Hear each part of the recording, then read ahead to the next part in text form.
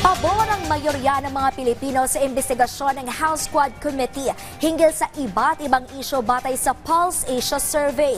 Ikinatuwa naman ito ng mega panel ng komite. Yan ang ulat ni Daniel Manalastas.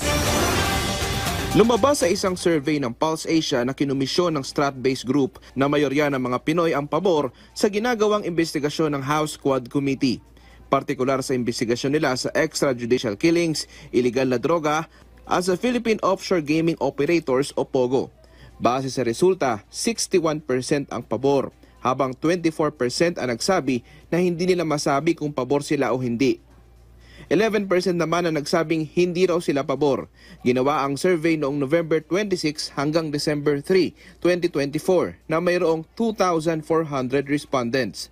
Base pa sa survey, malakas ang suporta sa National Capital Region, habang mababa naman ang suporta sa Mindanao. Ayon sa Secretary General ng Kamara, pagpapakita ito na interesado talaga ang publiko na babantayan kung ano ang nangyayari sa pagdinig ng Quadcom. When I talk with my relatives in the US, sabi nila even some Filipino Americans are interested in watching the Quadcom proceedings.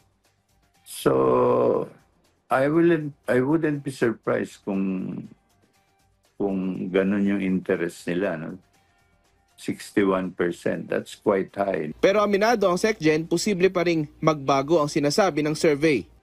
It could change or maybe baka dumami na or kumonte.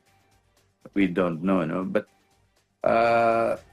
what it shows only, and I think this is my personal opinion, what it shows is there's really a genuine interest, no, on the part of the public. Lumabas din sa survey na 27% ng mga Pilipino ang umaasa na magreresulta sa pagbuo ng mga bagong batas ang Quadcom. Daniel Manalastas para sa Pambansang TV sa Bagong Pilipinas.